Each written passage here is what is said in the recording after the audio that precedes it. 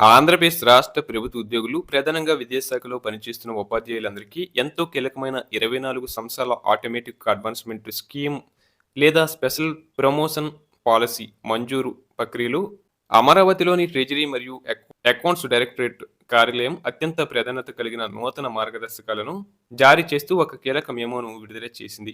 సాధారణంగా ప్రభుత్వ సర్వీసులో చేరిన తర్వాత ఏవైనా అనివార్య కారణాల వల్ల లేదా పదోన్నతి అవకాశాలు లేకపోవడం వల్ల ఒకే కేడర్‌లో సుదీర్ఘకాలం పాటు కొనసాగే ఉద్యోగులకు ఆర్థికంగా వెన్నుదన్నుగా నిలవడానికి ప్రభుత్వం ఈ పథకాన్ని ప్రవేశపెట్టింది.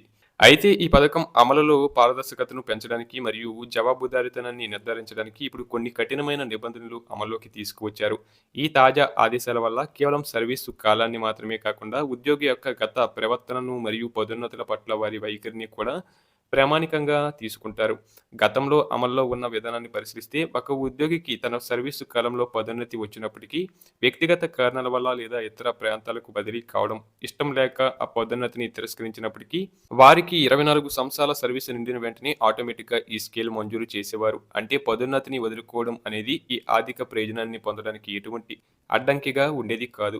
కేవలం 24 ఏళ్ల కాలపరిమితి ఒక్కటే ప్రధాన అర్హతగా పరిగణించబడేది. కానీ తాజా మేము ఈ పాత పద్ధతికి పూర్తిగా స్వస్తి పలికింది. ఇకపై ఉద్యోగి తన స్వార్థ ప్రయోజనాల కోసం పదోన్నతిని కాదనుకుంటే దానికి ప్రతిఫలంగా ప్రభుత్వం ఇచ్చే ఈ అదనపు ఆర్థిక ప్రోత్సాహకాన్ని కూడా వదులుకోవలసి ఉంటుందని ప్రభుత్వం స్పష్టం చేస్తుంది. నూతన నిబంధనల ప్రకారం ఒక ఉద్యోగి 24 ఏళ్ల స్కేల్ కోసం దరఖాస్తు చేసుకునేటప్పుడు మొట్టమొదటగా స్వీయ ధృవీకరణ పత్రం సమర్పించడం తప్పనిసరి. ఈ పత్రంలో ఉద్యోగి నా గత 24 సంవత్సరాల సర్వీసు కాలంలో నాకు వచ్చిన ఎటువంటి పదోన్నతిని కావాలని తిరస్కరించలేదు అని లిఖితపూర్వకంగా హామీ ఇవ్వాలి. ఇది కేవలం ఒక కాగితం మీద సంతకం మాత్రమే కాదు. భవిష్యత్తులో ఏదైనా తనిఖీ జరిగినప్పుడు ఒకవేళ పదోన్నతి తిరస్కరించినట్లు రుజువైతే తీసుకున్న మొత్తం ఆర్థిక ప్రయోజనాన్ని తిరిగి చెల్లించాల్సి ఉంటుందని గుర్తుంచుకోవాలి. ఈ నిబంధన ద్వారా ప్రభుత్వం ఉద్యోగులను ఉన్నత బాధ్యతలు స్వీకరించేలా ప్రోత్సహిస్తుంది. దీనికి తోడుగా మరో ముఖ్యమైన నిబంధన ఏంటంటే తనకంటే సర్వీసులో జూనియర్ అయిన ఏ ఉద్యోగికి ఇప్పటివరకు పదోన్నతి లభించలేదని ఉద్యోగి ధృవీకరించాలి. దీని వెనక ఉన్న గాఢార్థం ఏంటంటే సాధారణంగా పదోన్నతుల ప్రక్రియలో సీనియారిటీ ప్రాతిపదికన జాబితాను రూపొందిస్తారు.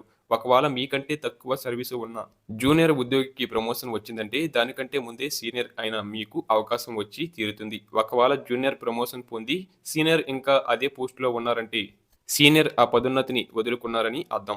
అందుకే ఈ డిక్లరేషన్ ద్వారా ఎటువంటి అక్రమాలకు తావు లేకుండా పూర్తి పారదర్శకతను పాటిస్తున్నారు. ఈ మొత్తం ప్రక్రియలో డ్రాయింగ్ అండ్ డిస్బర్సింగ్ ఆఫీసర్ పాత్రను ప్రభుత్వం అత్యంత కీలకం మరియు బాధ్యతాయుతం చేసింది. ఉద్యోగి ఇచ్చే ధృవీకరణ పత్రాలను కేవలం స్వీకరించి పక్కన పెట్టడం కాకుండా వాటిపై డీడీఓ తప్పనిసరిగా ప్రతి సంతకం చేయాలి.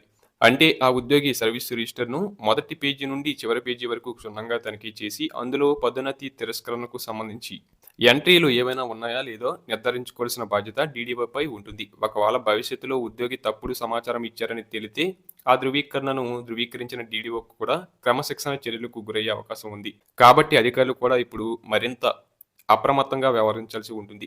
చివరగా ఈ అన్ని నిబంధనలను పూర్తి చేసి డీడీఓ ధృవీకరణ పొందిన దరఖాస్తులను మాత్రమే ట్రెజరీ కార్యాలయానికి చేరుతాయి. అక్కడ ట్రెజరీ అధికారులు మరోసారి అన్ని రికార్డులను పరిశీలించి నిబంధనలకు అనుగుణంగా ఉంటేనే 24 సంవత్సరాల స్కేలును మంజూరు చేస్తారు.